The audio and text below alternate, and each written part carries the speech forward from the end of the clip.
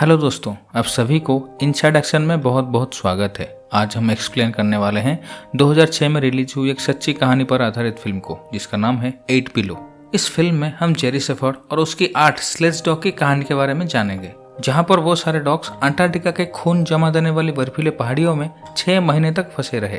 तो मूवी का एक्सप्लेनेशन शुरू करने से पहले आप सबको एक रिक्वेस्ट है, अगर आपको एक्सप्लेनेशन पसंद आए तो चैनल को सब्सक्राइब कर देना। अब बिना देरी किए कहानी को शुरू करते हैं। कहानी शुरू होते ही दो दोस्तों को मस्ती करते हुए देखते हैं और उनका नाम जेरी और चार्ली होता है। ये समय है 1993 का, जहाँ पर ये लोग नेशनल रिसर्च फाउंडेशन के रिसर्च बेस में काम कर रहे होते हैं, जो अंटार्कटिका के बर्फीले पहाड़ियों के पास होता है। यहाँ पर जेरी रिसर्च बेस में एक्सपेडिशन गाइड के तौर पर काम करता है, इसलिए उसके पास 8 स्लेज डॉग होता है और उन डॉग्स का जेरी बहुत ख्याल रखता है और उनसे बहुत प्यार करता है और वो उन लोगों को अपने बच्चे जैसे मानता है और वो डॉग्स भी उसे उतना ही प्यार करते हैं। वहीं पर इनमें एक फीमेल डॉग भी थी जिसका नाम माया होती है, जो इन सभी डॉग से सबसे समझदार होती है और लीड डॉग की तरह होती है। वो उन डॉग्स को खाना खिला रहा होता है, तभी उनका प्राइवेट प्लेन वहीं पर लैंड करता है, जिसमें से डॉक्टर डेविस मैक्लेरन उतरते हैं। उसके बाद वो जेरी को बताते हैं कि वो माउंट मेलबर्न जाना चाहते हैं। दरअसल उनके पास इन्फॉर्मेशन था कि वहाँ पर एक मेटेरॉइड गिरा है और वो उसी को लेने वहाँ पर जाना चाहते हैं।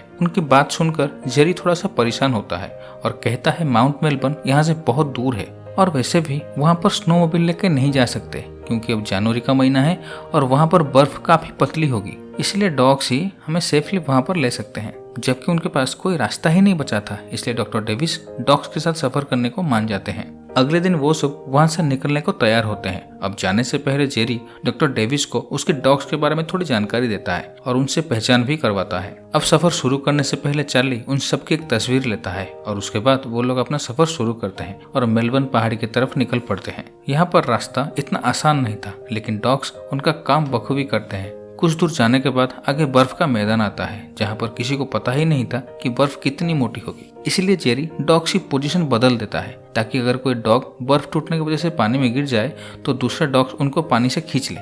हालांकि उनकी रफ्तार बहुत कम हो जाती है, पर यह सही तरीका होता है। तभी आगे बढ़ने के समय वो लोग रास्ते में लेपर्ड सील को देखते हैं, जो कि बहुत ही खतरनाक होता है। उसके बाद जेरी स्लेज से उतरकर बर्फ को चेक करते हुए आगे चल रहा होता है, क्योंकि स्लेज पर जो इनका सामान होता है वो काफी भारी होता है और ग्लेशियर पर भारी सामान लेकर चलना काफी खतरनाक साबित हो सकता है। लेकिन तभी डॉक्टर डेविस के नीचे का बर्फ धंस जाता है, जिसके वजह से वो बहुत बुरी तरीके से घाई के छोर पे लटक जाते हैं। तभी जेरी उन्हें स्लेज को पकड़ के रखने को कहता है, ताकि वो उन्हें ऊपर खींच सके। यहाँ पर डॉक्टर डेविस जेरी की बात को मानकर स्लेज को पकड़ लेते हैं, तो जेरी डॉग्स की मदद से सारे सामान के साथ उन्हें ऊपर खींच लेता है और इसी तरह से डॉक्टर डेविस की जान बाल बाल बच जाती है। उसके बाद वो लोग रात को एक जगह पर रुककर आराम करते हैं। फिर अगले दिन वो लोग अपना सफर शुरू करते हैं और माउंट मेलबर्न की तरफ निकल पड़ते हैं। बहुत ही लंबा सफर तय करने के बाद एक ऊंची जगह पहुंचकर जेरी डॉक्टर डेविस को माउंट मेलबर्न दिखाता है, जो कि देखने में बहुत ही खूबसूरत होता है, लेकिन अभी भी वो यहाँ से काफी दूर था। वहीं दूसरी तरफ रिसर्च बेस को बताया जाता है कि एक बहुत ही बड़ा तूफान तुम्हारी तरफ बढ़ रहा है और तुम सबको वापस नीचे बेस पर जल्द से जल्द आना होगा। उसके बाद वो लोग जेरी को रेडियो के थ्रू जल्द से जल्द बेस पर लौटने को कहते हैं। उसके बाद जेरी डॉक्टर डेविस को बताता है कि हमें लौटना होगा, क्योंकि एक बहुत बड़ा तूफान हमारे तरफ बढ़ रहा है और कल सुबह होते ही हम लौट जाएंगे। लेकिन डॉक्टर डेविस जेरी को रिक्वेस्ट करते हुए कहते हैं कि मैं हजारों मील का सफर तय करके सिर्फ उस मेटेरॉइड को ढूंढने आया हूँ और हो सकता है कि हमें उस मेटेरॉइड से ऐसी जानकारी मिले जो कभी ना मिला हो। हालांकि जेरी ऐसा करना नहीं चाहता था, पर डॉक्टर डेविस की रिक्वेस्ट पर वो मान जाता है और कहता है हम लोग उस मेटेरॉइड को सिर्फ आधा दिन ही ढूंढेंगे और अगर इस आधा दिन में आपको वो मेटेरॉइड मिल गया तो ठीक, नहीं तो हम वापस बेस पर लौट जाएंगे। डॉक्टर डेविस उसके शर्त पर खुशी खुशी मान जाते हैं और अगले दिन मेटेरॉइड को ढूंढने निकल पड़ते हैं। उसके बाद वो लोग उस पहाड़ी पर जाकर उस मेटेरॉइड को ढूंढने की बहुत कोशिश करते हैं, लेकिन फिर भी वो उन्हें नहीं मिलता और अब इनका लौटने की समय भी नजदीक आ रहा था। और तभी डॉक्टर डेविस देखते हैं कि वहाँ पर एक अलग तरह का छोटा सा पत्थर पड़ा हुआ है और ये वही मेटेरॉइड है जिसके लिए डॉक्टर इतनी मुश्किल का सामना करके यहाँ तक आए थे। जल्दी मेटेरॉइड मिलने पर दोनों बहुत खुश हो जाते हैं और अपने बेस पर लौटने का सफर शुरू कर देते हैं। थोड़ी दूर जाते ही जेरी देखता है कि एक डॉग के पैर पर चोट लग गया है, इसलिए वो उसे पट्टी करने के लिए वहीं पर रुकता है। इसी समय डॉक्टर डेविस बेस पर कांटेक्ट करने की कोशिश में चट्टान के किनारे चले जाते हैं और तभी बर्फ टूटने की वजह से उनका पैर फिसल जाता है और वो सीधा जाकर नीचे गिरते हैं। तभी डॉक्टर बताते हैं कि उनके पैर टूट चुका है और वो हिल भी नहीं सकते और तभी वहाँ का सतह टूटने लगता है और देखते ही देखते डॉक्टर बर्फीले पानी में गिर जाते हैं।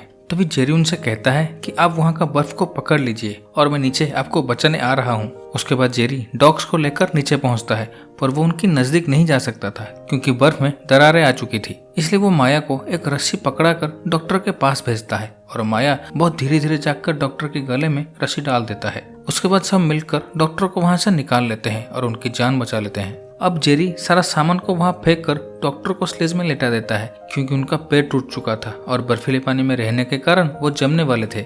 उसके बाद जेरी माया को सबके आगे बांधकर उन्हें जल्द से जल्द घर पहुंचाने को कहता है और माया अपने साथियों के साथ पूरी रफ्तार से बेस की तरफ निकल पड़ती है। यहाँ पर बेस में उन्हें कांटेक्ट करने की बहुत कोशिश करते हैं पर इसका कोई भी फायदा नहीं था। लेकिन तभी केटी जेरी को लौटते हुए देखती है और सबको बाहर लेकर जाती है। उसके बाद वो लोग जेरी को और डॉक्टर को अंदर लेके जाते हैं तो देखते हैं डॉक्टर की हालत बहुत ही खराब था और जेरी की उंगलियों में फ्रॉस्ट बाइट हो चुकी थी। उसके बाद वो लोग नीचे जाने की तैयारी करते हैं पर सबको एक साथ लेकर जाना नामुमकिन था।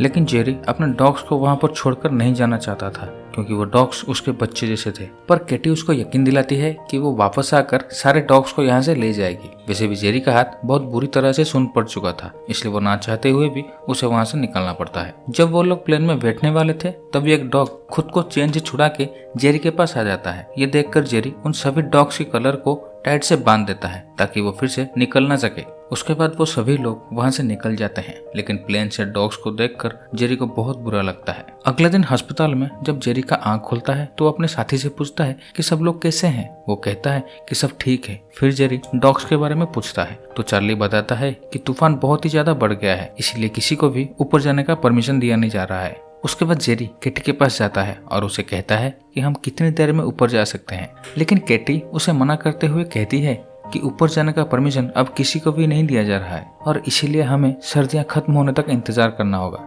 उसकी बात सुनकर जेरी और ज्यादा परेशान हो जाता है क्योंकि उसे पता है कि वो डॉग्स कलर को टाइट करके आया था, इसलिए वो खुद को छुड़ा नहीं सकते और मर जाएंगे। उसके बाद जेरी वहाँ का कमांडर के पास जाता है और उसे मदद मांगता है, पर कमांडर बताता है कि वहाँ जाने के लिए उनके पास सिर्फ बड़ा प्लेन है, इसलिए वो उसका कोई भी मदद नहीं कर सकता। कमांडर की बात सुनकर जेरी पूरी तरह से निराश हो जाता है। यहाँ पर बेस में डॉग्स को बंधे हुए 4 दिन हो चुका था और तूफान भी बढ़ने लगा था, पर उन डॉग्स के पास वेट करने के अलावा और कोई भी चारा नहीं था। उसके बाद जेरी वाशिंगटन डीसी जाकर उन डॉग्स को बचाने के लिए हर मुमकिन कोशिश करता है, पर कोई उसका मदद नहीं करता और उससे बताया जाता है कि पिछले 25 सालों से ऐसा तूफान कभी नहीं आया था, इसलिए किसी को वहां भेजना नामुमकिन था। तभी बेस में देखते हैं वो डॉग्स खुद को चैन से छुड़ा लेते हैं और जिनका कलर मजबूत था उसको भी मदद करके छुड़ा लेते हैं। इसी तरह से एक के बाद एक सब वहां से आजाद हो जाते हैं और उसके बाद वहीं पर खेलने लगते हैं। दूसरी तरफ जेरी जाकर डॉक्टर डेविस के घर में पहुंचता है और उन्हें भी डॉग्स को बचाने के लिए मदद मांगता है और उसे कहता है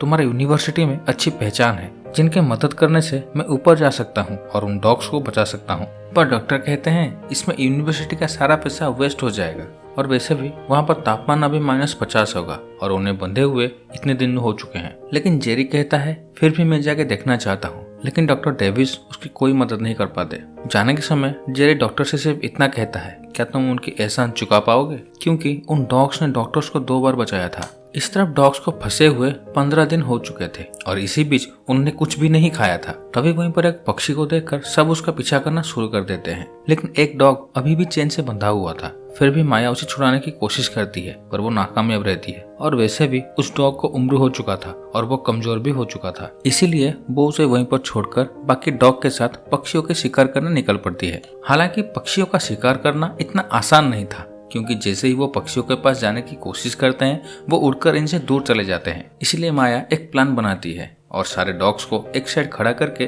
खुद दूसरी तरफ जाके पक्षियों को उड़ाती है। जैसे ही पक्षी डर के इनके तरफ भाग कर आते हैं तब सब इन पर झपट कर पकड़ लेते हैं और इसी तरह से 15 दिनों में पहली बार इन्हें खाना मिला है जिसे सब मिल बांट कर खाते हैं। इस तरफ जेरी हर जगह से निराश होकर लौटता है, लेकिन वो हर एक समय उनके बारे में सोचता रहता है। अब वो ये सोचकर दुखी होने लगा था कि वो उन्हें वहाँ मरने छोड़ाया। यहाँ पर पूरे 50 दिन हो चुके थे और एक दिन वो सारे डॉग्स मिलकर खेल रहे होते हैं। तभी किनारे पर खेलने के समय एक डॉग का पैर फिसल जाता है जिसे वो नीचे गिर के जख्मी हो जाता है। अब वो बहुत ऊपर से गिरने के कारण उसे चोट आया होता है, इसलिए वो उठ नहीं पाता। इसीलिए सारे डॉग्स उसके पास जाकर वहीं पर सो जाते हैं और जब सुबह सब उठते हैं तो देखते हैं वो जख्मी हुआ डॉग मर चुका था। जैसे ही वो सब देखते हैं वो जख्मी हुआ डॉग हलचल करना बंद कर चुका है, वो सब उसे उठाने की कोशिश करते हैं, पर इसका कोई भी फायदा नहीं था। कुछ समय बाद बाकी सारे डॉग्स वहाँ से निकल जाते हैं, लेकिन एक डॉग कुछ देर के लिए वहीं पर रुकता है। कुछ समय बाद जब वो वहाँ से देखता है तो उसके साथी वहाँ से जा चुके थे, इसलिए वो फिर से अपने बेस की तरफ निकल पड़ता है। इस तरफ जेरी डिप्रेशन से बाहर आने के लिए बच्चों को बोटिंग का ट्रेनिंग देता है। फिर भी वो रात को ठीक से सो नहीं पा रहा था और खुद को उनके बारे में सोचने से रोक नहीं पा रहा था। यहाँ पर डॉग्स को अंटार्कटिका में फंसे हुए 4 महीने से ज्यादा हो चुका था, जहाँ पर वो डॉग्स खाना ढूंढते ढूंढते रशियन बेस तक पहुंच जाते हैं। उसके बाद वो वहाँ पर जैसे तैसे करके अंदर घुसने में कामयाब हो जाते हैं और भरपेट खाना खाते हैं। दूसरी तरफ वो अलग हुआ डॉग उन्हें ढूंढते ढूंढते अपने बेस पर वापस आके पहुंचता है, लेकिन वो बेस पूरी तरह से लॉक होता है और वो अंदर नहीं जा सकता था, इसलिए वो वहां से फिर से अपने साथियों को ढूंढने निकल जाता है। दूसरी तरफ उस मेटेरॉइड के खोज की वजह से डॉक्टर डेविस को पुरस्कार से सम्मानित किया जाता है, जहां पर फिर से जेरी उन्हें मदद मांगने आया होता है।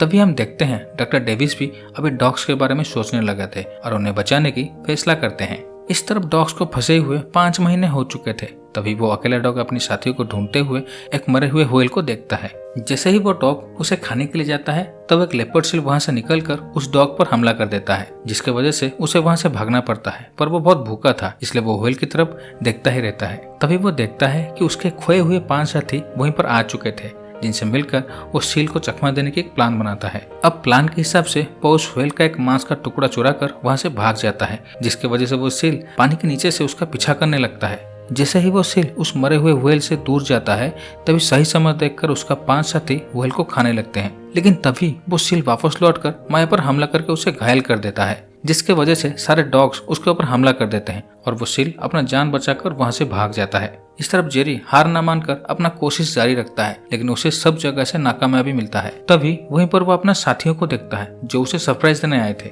तभी पता चलता है कि डॉक्टर उनके एक्सपेडिशन खर्चे से बचे हुए पैसे निकालकर डॉग्स को बचाने का प्लान बनाए थे, जिसे जानकर जेरी बहुत खुश हो जाता है और उसके बाद वो अंटार्कटिका की तरफ अपने सफर पर निकल पड़ते हैं। दूसरी तरफ माया बहुत घायल हो चुकी थी, इसलिए वो ठीक से चल नहीं पा रही थी। अब वो बहुत कमजोर हो चुकी थी, इसलिए वो चल नहीं पा रही थी और वहीं पर सो जाती है, जिसे देखकर उसके साथी भी उसके पास लेट जाते हैं।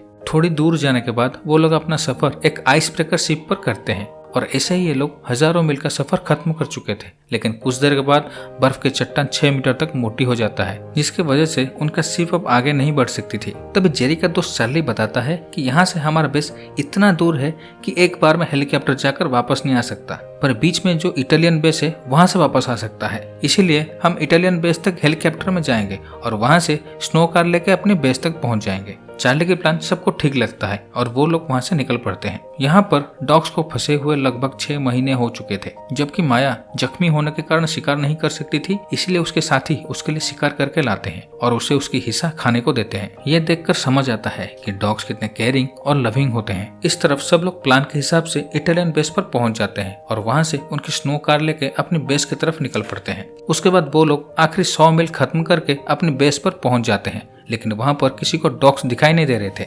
उसके बाद जेरी वहीं पर जाता है जहां पर वो लास्ट टाइम डॉग्स को बांध कर रखा था। तूफान के कारण वो चेन पूरा बर्फ में दब चुका था, इसीलिए वो उस चेन को उठाने में घबरा रहा था। जब वो चेन का पहला सिरा निकालता है तो देखता है वहीं पर ओल्ड जैक नाम का डॉग बर्फ के अंदर मरा हुआ था। ये देखकर उसकी आंखें भर आता है, लेकिन जब वो दूसरे छोर को निकालता है तो देखता है वो चेन टूटा हुआ था, जिसे देखकर उसे थोड़ा सा राहत मिलता है। पर जब वो पूरा चेन को उठाता है तो देखता है सारे डॉग खुद को छुड़ा के वहां से भाग चुके थे और वो टूटा हुआ चेन को देखकर बहुत खुश हो जाता है। तभी जेरी सामने की ओर देखता है और वो देखता है सामने मैक्स आ रहा होता है और उसके पीछे पीछे बाकी डॉग्स भी आ जाते हैं और उन डॉग्स को जिंदा देखकर सब लोग बहुत खुश हो जाते हैं।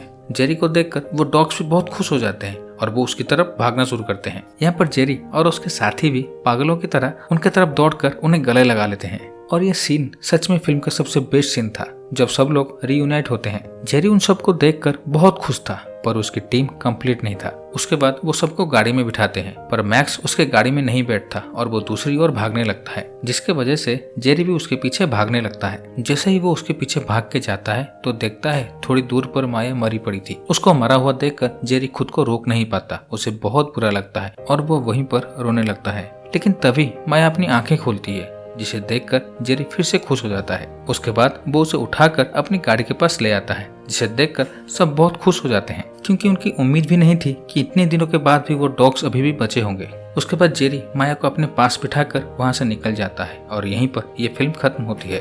तो दोस्तों आपको एक्सप्लेनेशन कैसी लगी कमेंट करके जरूर बताइएगा। और अगर आप लोगों ने यहाँ तक सुन लिया है तो प्लीज लाइक और सब्सक्राइब जरूर कीजिएगा। तो मिलता हूँ आपसे अगले वीडियो में। Take care. और हाँ, दूसरे मूवीज का प्लेलिस्ट लिंक आपको डिस्क्रिप्शन बॉक्स में मिल जाएगी, तो देखना ना भूलें।